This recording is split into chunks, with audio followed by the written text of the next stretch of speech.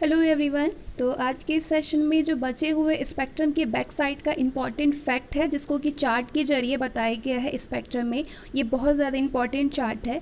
तो इससे पहले हम लोगों ने 8 टॉपिक को कवर कर लिया है, 8 टॉपिक पूरे कंप्लीट हो चुके हैं। अगर जिन लोगों ने उस 8 टॉपिक के सेशन को अभी तक ज्वाइन नहीं किया है, फटाफट से जा कर के देख लीजिए। 45 मिनट से 1 घंटे तक का वीडियो है जिसमें कि आपकी बहुत सारी चीज़ें तैयार हो जाएंगी इस चार्ट के ज़रिए स्पेक्ट्रम का। ठीक है, तो आज जो बचे हुए टॉपिक हैं, अब टोटल 4 टॉपिक बच गए हैं इस चार्ट से, तो आज इस सेशन में हम इसको कवर करेंगे। तो चलिए फिर शुरू करते हैं। टॉपिक है ब्रिटिश शासनकाल के प्रमुख कानून। ब्रिटिश शासनकाल के प्रमुख कानून, ये कानून है और ये कानून जिस वर्ष का है वो वर्ष आपको यहाँ पे मिलेगा। ये उस कानून के टाइम में जो गवर्नर जनरल या वायसराय रहे थे वो उनके नाम है यहाँ पे। और इस कानून के अतिरिक्त कौन कौन से मुख्य प्रावधान हैं वो प्रावधान आपको यहाँ पे दिखेंगे। तो चलिए शुरू करते हैं। पहला जो कानून है वो है नवजात कन्याओं की हत्या संबंधी कानून। नवजात कन्याओं की हत्या संबंधी कानून, ये कानून बना 1795 में, 1795 में। उस टाइम पे जो गवर्नर जनरल अथवा वायसराय थे वो थे जॉन शोर। मुख्य प्रावधान है इस कानून का नवजात कन्याओं की हत्या पर रोक, इसे साधारण हत्या के बराबर का अपराध घोषित किया गया। अगला जो कानून है वो है बाल हत्या निरोधक कानून। ये कानून 1802 में बना। गवर्नर जनरल अथवा वायसराय लॉर्ड वेलेस्ली थे। मुख्य प्रावधान है बंगाल के लोगों के द्वारा गंगा एवं समुद्र के संगम में नवजात शिशुओं को फेंकने पर रोक। इस कानून के द्वारा जो प्रावधान बनाया गया वो था कि बंगाल के लोगों के द्वारा गंगा और समुद्र के संगम में नवजात शिशुओं को फेंकने पर रोक। अगला जो कानून है वो है सती प्रथा निषेध कानून। सती प्रथा निषेध कानून जिस वर्ष बना उस वर्ष का वो वर्ष है 1829, 1829। उस टाइम पे जो गवर्नर जनरल और वायसराय थे वो है विलियम बेंटिंक। मुख्य प्रावधान है इस कानून का सती प्रथा पर कानूनी रोक। सती प्रथा पर कानूनी रोक लगा। अगला जो कानून है वो है हिंदू विधवा पुनर्विवाह अधिनियम। ये जो अधिनियम पारित हुआ वो 1856 में बना, 1856 में। और उस टाइम पे वायसराय थे, गवर्नर जनरल और वायसराय थे लॉर्ड डलहौजी। इस अधिनियम के अंतर्गत विधवा विवाह को कानूनी मान्यता मिली। समति आयु अधिनियम। समति आयु अधिनियम 1891 में बना। इस टाइम पे जो गवर्नर जनरल और वायसराय थे वो थे लैंसडाउन। इस कानून के, इस अधिनियम के अंतर्गत 12 वर्ष से कम आयु के विवाह पर रोक लग गई। अगला जो कानून था वो है साइमन कमीशन। साइमन कमीशन 1927 में बना, 1927 में। और जब साइमन कमीशन था तो उस टाइम पे वायसराय और गवर्नर जनरल लॉर्ड इरविन थे। साइमन कमीशन के अंतर्गत संविधान निर्माण योजना बना। संविधान निर्माण योजना। शारदा कानून। शारदा कानून 1930 में बना। शारदा कानून के समय पे गवर्नर जनरल और वायसराय थे लॉर्ड इरविन। साइमन कमीशन के टाइम भी लॉर्ड इरविन थे जो कि 1927 में बना, और शारदा कानून जो 1930 में बना उस टाइम में लॉर्ड इरविन थे। शारदा कानून के अंतर्गत बालिकाओं के लिए विवाह की न्यूनतम आयु, बालकों के लिए विवाह की न्यूनतम आयु 18 वर्ष और बालिकाओं के लिए विवाह की न्यूनतम आयु 14 वर्ष की गई। अगला जो कानून बना वो है हिंदू महिला संपत्ति कानून। ये कानून 1937 को बना। इस टाइम पे गवर्नर जनरल और वायसराय लॉर्ड ऑकलैंड थे। हिंदू महिला संपत्ति कानून के अंतर्गत हिंदू महिलाओं को संपत्ति का अधिकार देना था। अगस्त घोषणा। अगस्त घोषणा 1940 में पारित हुई जिस टाइम पे गवर्नर जनरल और वायसराय लॉर्ड लिनलिथगो थे। और अगस्त कानून के अंतर्गत प्रादेशिक स्वशासन करना था। प्रादेशिक स्वशासन।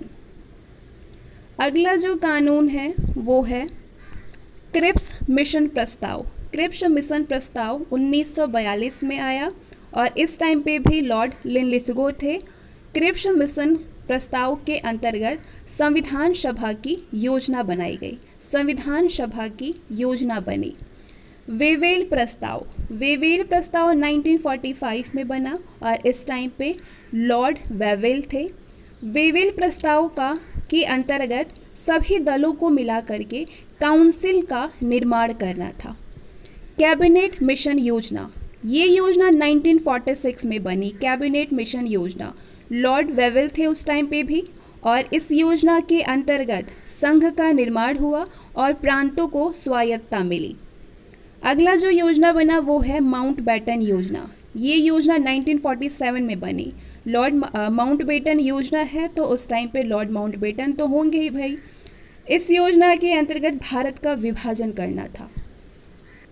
अगला टॉपिक है ब्रिटिश शासन काल के प्रमुख शिष्टमंडल। ब्रिटिश शासन काल में जो प्रमुख शिष्टमंडल है वो शिष्टमंडल यहाँ पे है, और उस टाइम पे जो गवर्नर जनरल और वाइस राय थे वो यहाँ पे है, और ये शिष्टमंडल जिस देश और राज्य में है वो यहाँ पे आपको मिलेगा। किर्कपैट्रिक शिष्टमंडल, ये 1787 में बना। ये शिष्टमंडल किर्कपैट्रिक शिष्टमंडल ये 1787 में बना, और इस टाइम पे गवर्नर जनरल और वाइस राय लॉर्ड कॉर्नवालिस थे, और ये शिष्टमंडल जिस देश में था वो है नेपाल। मैल्कम शिष्टमंडल 1797 में बना, और उस टाइम पे लॉर्ड वेलेस्ली थे, ये ईरान में था। एल्फिस्टन शिष्टमंडल 1808 में, गवर्नर जनरल और वाइस राय लॉर्ड मिंटो थे, और ये शिष्टमंडल काबुल में है। मैल्कम शिष्टमंडल 1808 में बना लॉर्ड मिंटो के टाइम पे, और ये ईरान में है। डेविड सेटान शिष्टमंडल 1809 में, डेविड सेटान शिष्टमंडल जो है ये 1809 में, और ये शिष्टमंडल के टाइम पे लॉर्ड मिंटो थे सिंध में। रॉबर्ट शिष्टमंडल 1892, गवर्नर जनरल और वाइस राय लॉर्ड लैंसडाउन थे, और ये काबुल देश में। डुरंड शिष्टमंडल 1893 में, गवर्नर जनरल और वाइस राय लॉर्ड लैंसडाउन थे, और ये भी काबुल में। यंग हस्बैंड शिष्टमंडल 1930 में, लॉर्ड कर्जन के टाइम पे तिब्बत देश में। डेन शिष्टमंडल 1904 में, लॉर्ड कर्जन के टाइम पे, और ये काबुल में। डॉक्टर अंसारी शिष्टमंडल 1904 में बना, और ये शिष्टमंडल लॉर्ड हार्डिंग के टाइम पे तुर्की में। डॉक्टर अटल शिष्टमंडल 1938 में, लॉर्ड लिनलिथगो के टाइम पे चीन देश में। बढ़ते हैं आगे। अगला टॉपिक है ब्रिटिश शासन काल में विदेशों पर अधिकार। ब्रिटिश शासन काल में विदेशों पर अधिकार, ये देश है और ये वर्ष है।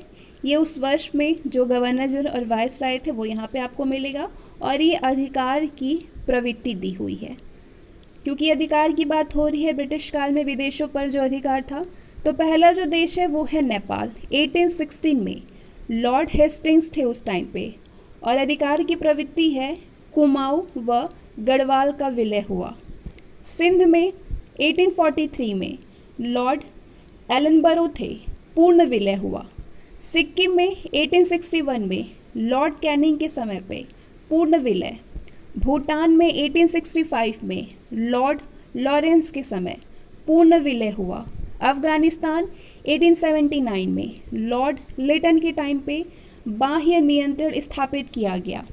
बर्मा 1885 में लॉर्ड डफरिन के समय में पूर्ण विलय हुआ।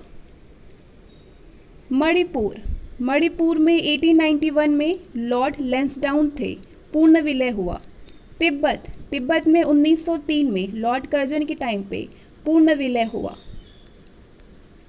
बढ़ते हैं आगे। नेक्स्ट टॉपिक है भारतीय क्रांतिकारी संगठन। अब आप जो जानने वाले हैं वो है भारतीय क्रांतिकारी संगठन के बारे में, वेरी वेरी इंपॉर्टेंट। तो ये संगठन है, इस साइड जो आप देख रहे हैं अपने लेफ्ट साइड में, ये है संगठन और आंदोलन एवं वर्ष दिए हुए हैं, और ये शासन काल दिया हुआ है जिसका शासन काल था, क्योंकि ये भारतीय क्रांतिकारी संगठन की बात हो रही है। मित्र मेला जो संगठन है ये पूना में 1899 में। शासनकाल किसका था? सावरकर बंधु का। अनुशीलन समिति कलकत्ता एवं ढाका में 1902 में शासनकाल था बरिंद्र कुमार घोष का, जतेंद्र नाथ बैनर्जी का, प्रमोथा मित्तर एवं पुलिन दास का। ठीक है, बरिंद्र कुमार घोष, जतेंद्र नाथ बैनर्जी, प्रमोथा मित्तर एवं पुलिन दास। अगला जो संगठन अथवा आंदोलन है वो है अभिनव भारत सभा। ये पूना में बना 1904 में और शासनकाल था विनायक दामोदर सावरकर का। हिंदुस्तान रिपब्लिकन एसोसिएशन कानपुर में 1924 में, शासनकाल था सचिंद्र नाथ सान्याल एवं जोगेश चंद्र चटर्जी, भगत सिंह एवं उधम सिंह के द्वारा समर्थित। अगला जो आंदोलन है और संगठन है वो है गदर दल। ये गदर दल सैन फ्रांसिस्को में बना। ये जो संगठन है गदर दल वो सैन फ्रांसिस्को में है और 1903 में ये बना। शासनकाल किसका था? लाला हरदयाल का था और सोहन सिंह भाखना का था। इंडियन इंडिपेंडेंस लीग जापान में 1942 में ये बना और शासनकाल था रासबिहारी बोस का। हिंदू धर्म संघ, इस पे शासनकाल था चापेकर बंधु का। आर्य बांधव समाज पे बाल गंगाधर तिलक का। भारत माता समिति ये 1904 में बनी और इसमें शासन था JM चटर्जी का, नीलकांत ब्रह्मचारी और वांची अय्यर का। भिखाजी आंदोलन, ये आंदोलन 1902 में हुआ और इससे आगे 1902 एवं इससे आगे भिखाजी आंदोलन, शासनकाल था मैडम भिखाजी कामा का। आत्म उन्नति समिति, शासनकाल था विपिन बिहारी गांगुली का आत्म उन्नति समिति में। अगला जो संगठन और आंदोलन है वो है हिंद एसोसिएशन ऑफ अमेरिका। ये 1913 में बना। शासनकाल था सोहन सिंह भाखना का। हिंदुस्तान सोशलिस्ट रिपब्लिकन एसोसिएशन, ये दिल्ली में बना 1928 में और शासनकाल था चंद्रशेखर आज़ाद का। बंगाल स्वयंसेवी पे शासन था हेमचंद्र घोष और लीला नाग का। श्री संघ पे शासन था अनिल राय का। इंडियन रिपब्लिकन आर्मी पे सूर्य सेन का। अनुशीलन समिति, ये समिति बदनापुर में बनी 1902 में और इस पे शासन था ज्ञानेंद्र नाथ बोस का। भारत माता सोसाइटी, ये सोसाइटी पंजाब में बनी 1907 में और इसमें जो शासन था वो था अंबा प्रसाद व अजीत सिंह का। नौजवान सभा, ये लाहौर में बना 1926 में, भगत सिंह का शासन था इस पे। व्यायाम मंडल, ये पूना में बना 1896-97 में, इस पे चापेकर बंधु का शासन था। स्वदेश बांधव समिति बारिसाल में बना, ये 1905 में और इस पे शासन था अश्विनी कुमार दत्त का। बढ़ते हैं आगे। अगला टॉपिक है समाचार पत्र एवं जनरल्स। तो ये है समाचार पत्र और जनरल का नाम। ये है उनके प्रकाशन का वर्ष और जिस स्थान पे प्रकाशन हुआ वो यहाँ पे दिया हुआ है और ये उसका जो समाचार पत्र है उसके संस्थापक अथवा संपादक का नाम यहाँ पे दिया हुआ है। बंगाल गजट, इसे कलकत्ता जनरल एडवर्टाइज़र भी कहते थे और बंगाल गजट साप्ताहिक थी। इसका प्रकाशन 1780 में हुआ कलकत्ता में। इसके संस्थापक अथवा संपादक है जेम्स ऑगस्टस हिक्की के द्वारा प्रारंभ की गई आयरिश में। इंडिया गजट 1787 में प्रकाशन हुआ कलकत्ता में इसका। हेनरी लुइस विवियन डेरोजियो इससे संबद्ध थे इंडिया गजट से। मद्रास कुरियर, ये मद्रास से छपने वाला प्रथम समाचार पत्र है। 1784 में इसका प्रकाशन हुआ मद्रास में। बॉम्बे हेराल्ड, ये बम्बई से छपने वाला प्रथम समाचार पत्र है बॉम्बे हेराल्ड। ये 1789 में प्रकाशित हुआ बम्बई में। इंडियन हेराल्ड, ये अंग्रेजी में बना। ये समाचार पत्र जो था ये अंग्रेजी में था, इंडियन हेराल्ड। इसका प्रकाशन 1795 में हुआ मद्रास में। आर विलियम्स अंग्रेज थे ये। आर विलियम्स के द्वारा प्रारंभ एवं हेम्फ्री के द्वारा प्रकाशित हुआ। दिग्दर्शन प्रथम बंगाली मासिक था। कलकत्ता जनरल, इसका प्रकाशन हुआ था 1818 में कलकत्ता में। बंगाल गजट ये प्रथम बंगाली समाचार पत्र था। इसका प्रकाशन 1818 में हुआ। J.S. बंकिंगम के द्वारा प्रारंभ हुआ ये। संवाद कौमुदी, संवाद कौमुदी बंगाली में साप्ताहिक थी। ये 1818 में इसका प्रकाशन हुआ। कलकत्ता में हरिश्चंद्र राय इसके संस्थापक अथवा संपादक थे। मिरातुल अखबार फारसी भाषा का प्रथम जर्नल था ये। मिरातुल अखबार ये 1821 में प्रकाशित हुआ। राजा राम मोहन राय इसके संस्थापक अथवा संपादक थे। जामे जहानुमा, जामे जहानुमा ये उर्दू का प्रथम समाचार पत्र था। ये 1822 में प्रकाशित हुआ कलकत्ता में, और इसके भी संपादक और संस्थापक राजा राम मोहन राय थे। बंगदूत, बंगदूत 4 भाषाओं में अंग्रेजी, बंगाली, फारसी और हिंदी में प्रकाशित होने वाला साप्ताहिक था, और ये बंगदूत 1822 में इसका प्रकाशन हुआ कलकत्ता में। ये एक अंग्रेजी फर्म के द्वारा प्रकाशित हुआ। बॉम्बे समाचार ये गुजराती का प्रथम समाचार पत्र जो कि 1822 में इसका प्रकाशन हुआ कलकत्ता में, और इससे संबंधित व्यक्ति हैं राजा राम मोहन राय और द्वारकानाथ टैगोर एवं अन्य। बॉम्बे समाचार एक गुजराती का प्रथम समाचार पत्र है। बॉम्बे समाचार पत्र ये 1822 में बम्बई में प्रकाशित हुआ। ईस्ट इंडियन ये दैनिक समाचार पत्र था। ईस्ट इंडियन 19वीं शताब्दी में इसका प्रकाशन हुआ। हेनरी विवियन डेरोजियो इसके संस्थापक अथवा संपादक थे। बॉम्बे टाइम्स 1861 के बाद द टाइम्स ऑफ इंडिया बन गया। बॉम्बे टाइम्स ये 1838 में इसका प्रकाशन हुआ बम्बई में। रॉबर्ट नाइट ने इसकी आधारशिला रखी। थॉमस बेनेट ने प्रकाशन प्रारंभ किया। रास्तगोफ्तार, रास्तगोफ्तार गुजराती पाक्षिक है। रास्तगोफ्तार गुजराती पाक्षिक है। इसका प्रकाशन 1851 में हुआ। दादा भाई नौरोजी इसके संस्थापक अथवा संपादक थे। हिंदू पैट्रियट 1853 में प्रकाशन हुआ कलकत्ता में। गिरीश चंद्र घोष बाद में हरीश चंद्र मुखर्जी इसके मालिक और संपादक बन गए। सोम प्रकाश प्रथम बंगाली राजनीतिक समाचार पत्र था। सोम प्रकाश 1858 में इसका प्रकाशन हुआ कलकत्ता में। द्वारकानाथ विद्याभूषण इससे संबंधित व्यक्ति हैं, संस्थापक अथवा संपादक हैं। इंडियन मिरर 1862 में इसका प्रकाशन हुआ कलकत्ता में। देवेंद्र नाथ टैगोर इसके संस्थापक अथवा संपादक हैं। बंगाली, बंगाली ये अमृत बाजार पत्रिका स्थानीय भाषा के प्रथम पत्र थे। बंगाली 1862 में इसका प्रकाशन हुआ कलकत्ता में बंगाली का। गिरीश चंद्र घोष इसके बाद 1879 में इसका प्रकाशन दायित्व S.N. बनर्जी ने संभाल लिया। नेशनल पेपर 1865 में प्रकाशन हुआ इसका कलकत्ता में। देवेंद्र नाथ टैगोर संस्थापक अथवा संपादक थे। मद्रास मेल ये भारत का प्रथम सांध्य समाचार पत्र था। 1868 में इसका प्रकाशन हुआ मद्रास में। अमृत बाजार पत्रिका प्रारंभ में बंगाली में और बाद में अंग्रेजी में प्रकाशित होने वाला दैनिक समाचार पत्र था। ये 1868 में इसका प्रकाशन हुआ। जैसोर जिला में शिशिर कुमार घोष एवं मोतीलाल घोष इसके संस्थापक अथवा संपादक हैं। बंग दर्शन ये बंगाली में होने वाली पत्रिका है। बंग दर्शन 1873 में इसका प्रकाशन हुआ कलकत्ता में। बंकिम चंद्र चटर्जी इसके संस्थापक अथवा संपादक थे। इंडियन स्टेटमेंस बाद में ये स्टेट्समैन हो गया। इसका प्रकाशन 1875 में कलकत्ता में हुआ। रॉबर्ट नाइट के द्वारा प्रारंभ किया गया था ये स्टेटमेंट्स।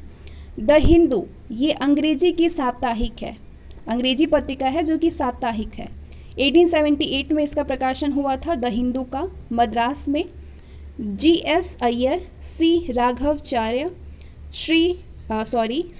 राघवाचार्य एवं सुब्बाराव पंडित संस्थापकों में से थे। ट्रिब्यून एक दैनिक समाचार पत्र था। 1881 में इसका प्रकाशन हुआ लाहौर में। दयाल सिंह मजीठिया इसके संस्थापक अथवा संपादक थे। केसरी मराठी दैनिक थी और मराठा अंग्रेजी साप्ताहिक था।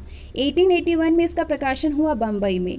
तिलक, चिपलुड़कर, अगरकर, तिलक से पहले क्रमशः अगरकर एवं प्रोफेसर केलकर इसके संपादक थे। स्वदेश मित्रम ये तमिल समाचार पत्र था। स्वदेश मित्रम। परिदर्शक ये साप्ताहिक है, मद्रास में इसका प्रकाशन हुआ। GS अय्यर इसके संस्थापक अथवा संपादक थे। युगांतर का प्रकाशन 1886 में हुआ। बिपिन चंद्रपाल इसके प्रकाशक थे युगांतर के। संध्या का प्रकाशन 1906 में हुआ बंगाल में। बारेंद्र कुमार घोष एवं भूपेंद्र नाथ दत्त इसके संस्थापक अथवा संपादक थे। काल का प्रकाशन हुआ 1906 में बंगाल में। काल और संध्या दोनों का ही प्रकाशन 1906 में बंगाल में हुआ। काल के संस्थापक अथवा संपादक का नाम है ब्रह्म बांधव उपाध्याय। इंडियन सोशियोलॉजिस्ट इसका प्रकाशन हुआ 1906 में महाराष्ट्र में। वंदे मातरम का प्रकाशन हुआ था लंदन में। श्याम जी कृष्ण वर्मा इसके संस्थापक अथवा संपादक थे। तलवार का प्रकाशन हुआ था पेरिस में। मैडम भिकाजी कामा इसके संस्थापक अथवा संपादक थे।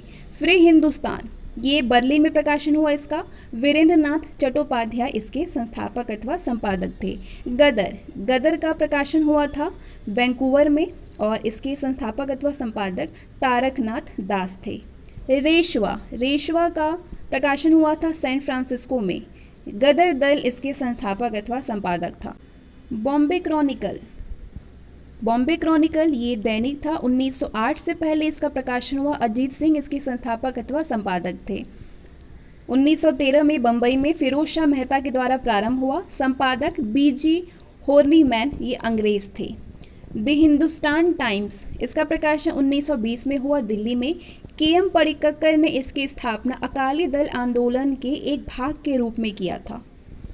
द मिलाप ये उर्दू दैनिक था। 1923 में इसका प्रकाशन हुआ लाहौर में। MK चांद के द्वारा स्थापित हुआ था ये। लीडर ये अंग्रेजी में है, अंग्रेजी में था लीडर। इसके संस्थापक अथवा संपादक मदन मोहन मालवीय थे। कीर्ति का प्रकाशन हुआ था 1926 में पंजाब में। संतोष सिंह इसके संस्थापक अथवा संपादक थे। बहिष्कृत भारत ये मराठी पाक्षिक थी। 1927 में इसका प्रकाशन हुआ। BR अम्बेडकर इसके संस्थापक अथवा संपादक थे। कुदियरासु तमिल भाषा में थी। 1910 में इसका प्रकाशन हुआ। EV रामास्वामी नायर पेरियार इसके संस्थापक अथवा संपादक थे। क्रांति 1927 में इसका प्रकाशन हुआ महाराष्ट्र में। SN मिर्जाकर, KN जोगलेकर, SV घाटे ये इसके संस्थापक और अथवा संपादक थे, इससे संबंधित व्यक्ति थे। बंदी जीवन ये बंगाल में प्रकाशन हुआ। सचिंद्रनाथ सान्याल इसके संस्थापक अथवा संपादक थे। अल हिलाल 1912 में प्रकाशन हुआ कलकत्ता में। अबुल कलाम आज़ाद इससे संबंधित व्यक्ति थे।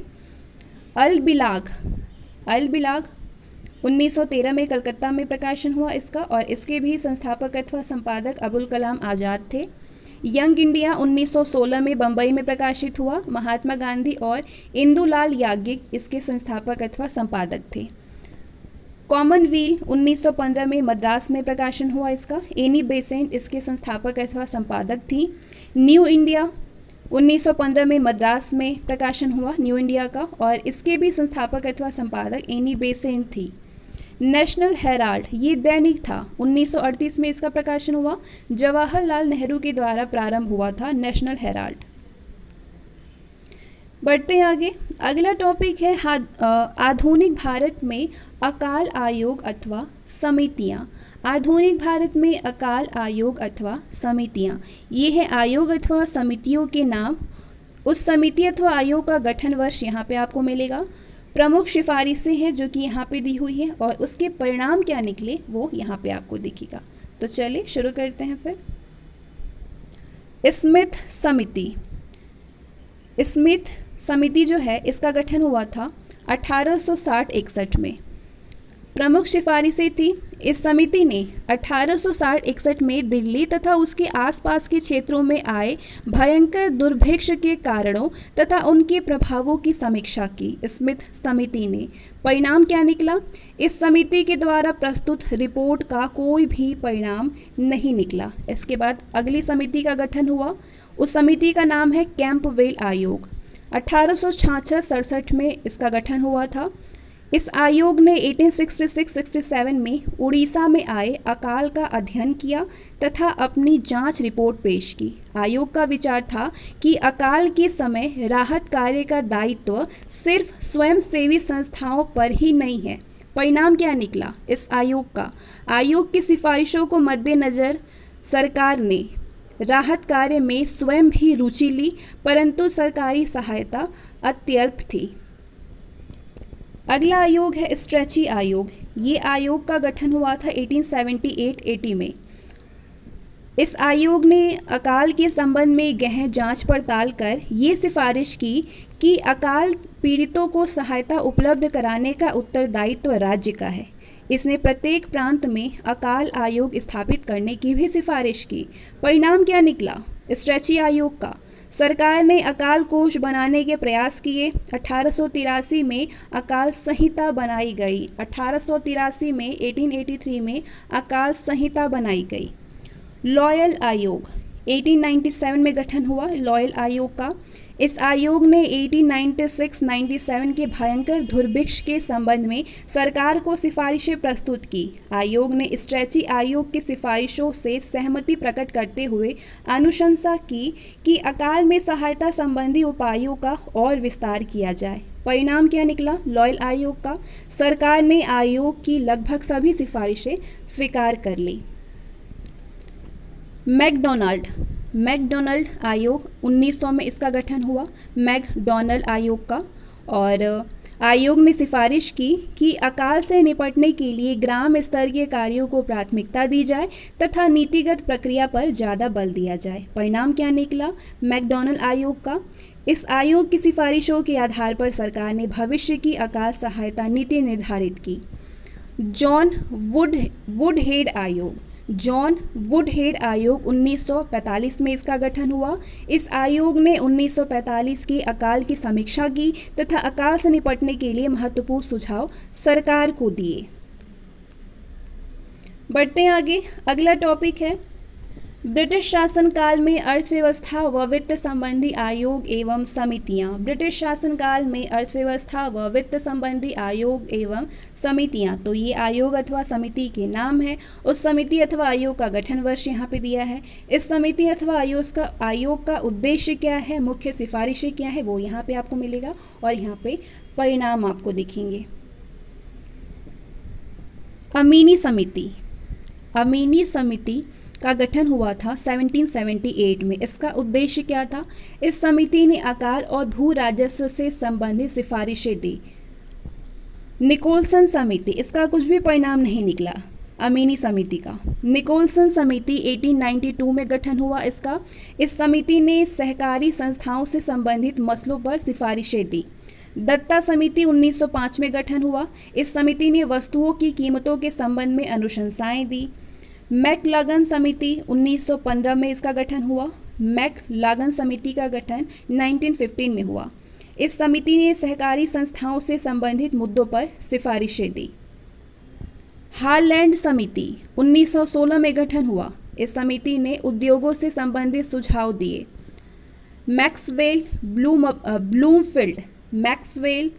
ब्लूमफील्ड जांच समिति 1928 में इसका गठन हुआ।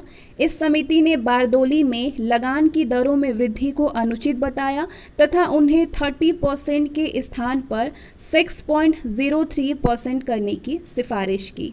परिणाम क्या निकला मैक्सवेल ब्लूमफील्ड जांच समिति का? सरकार ने इस समिति की सिफारिशों को स्वीकार कर लिया। लिनलिथगो आयोग 1928 में लिनलिथगो आयोग का गठन हुआ था। इस आयोग ने भारत में भूमि सुधारों के संबंध में सुझाव दिए। परिणाम क्या निकला?